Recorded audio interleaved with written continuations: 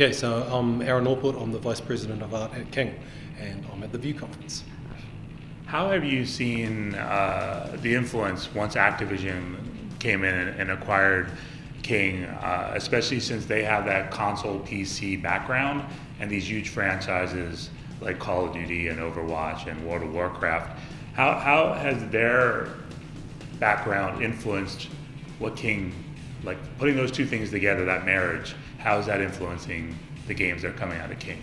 Yeah, that's a really good question, and I think one of the things that I saw was a synergy between Activision Blizzard and King, because King believes in big franchises as well, and that's really what we want to achieve. And we've got things like Candy Crush, which are amazing and have been doing well for many years, but we want that to be transgenerational. We want people to know and love Candy Crush for the next 5, 10, 20 years.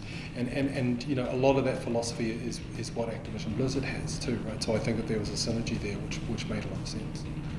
You guys also, as a company, just recently entered the mid-core for the first time with Legend of Soulguard, and I wanted to ask a little about that, because that's a game that can still appeal to those Candy Crush fans, but also can appeal to those Overwatch and World of Warcraft fans. Yeah, absolutely, and that's all part of trying to expand our portfolio and to move into different genres, whether it's casual gaming or whether it's the more sort of mid-core stuff. We love the idea of that kind of thing.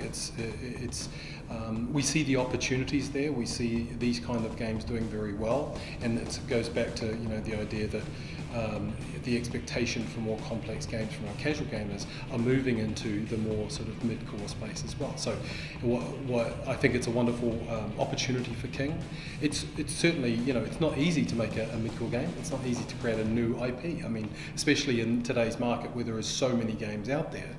But it's a challenge that we like to take on. So it's great to see Legend of Soulguard out there, and I personally love the game. So it's really nice to have that in the King portfolio.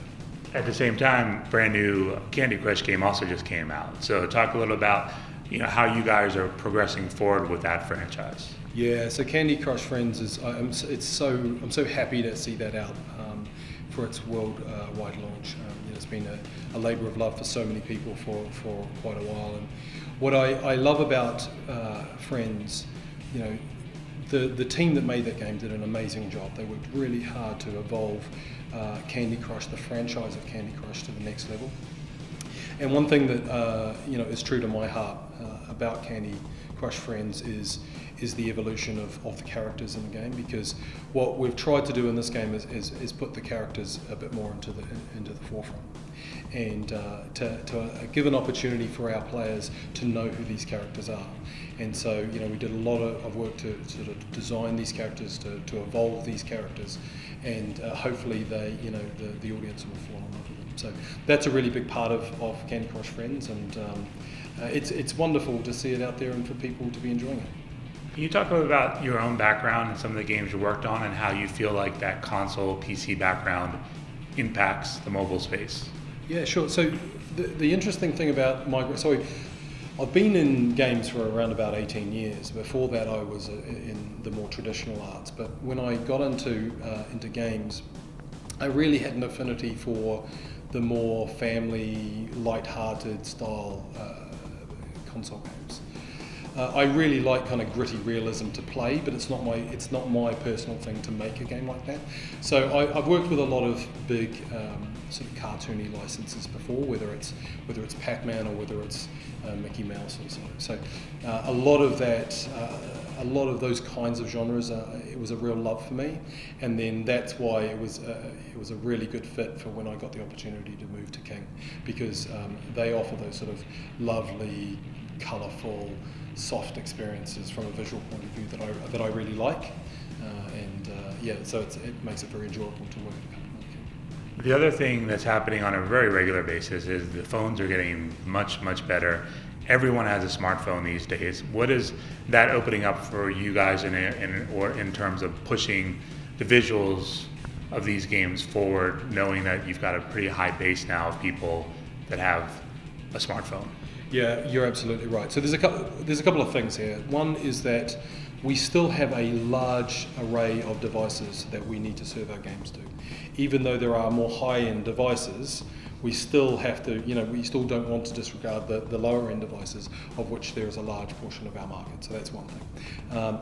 But you're absolutely right, and we need to continually work to stay ahead of the curve in regards to graphics on our games. So there's the obvious one of moving into more 3D animated characters, which you'll see in Candy Crush Friends. But there's also a lot of research and development that we're doing in the company as well. The sort of animation character technology, kind of shaders and post-processing and lighting and stuff like that. So we're doing all those kinds of things to help evolve what we're able to do technically for our games. The idea there is to give us a set of tools for us to create the game that we want to make, rather than to hinder what we say. So it's not a case of, are we just making expansive 3D worlds? No, what we're doing is we want to have a suite of tools that we can utilize to make the game that we want to make, whether it's a 2D game or a 2D and 3D game or whatever. So yeah, we're doing a lot of stuff to evolve the way that we make games, and that's a natural progression of our company and also just the mobile games industry in general. And speaking of the mobile game industry, this is more of a general question, but we're starting to see a lot of investment in both augmented and mixed reality games on mobile devices, and I want to get your thoughts on what you see that opening up to gaming moving forward. Yeah, well, all these kinds of new technologies just extend what we're capable to do in gaming experiences. So I think augmented reality is a wonderful piece of technology that allows new ideas in regards to kind of game mechanics that we could potentially put in games in our industry. So I think they're wonderful. I think they need to be used with caution. My own opinion is, don't use it for the sake of it. Use it if it enhances the experience, enhances the game design, enhances the game mechanics that you're playing.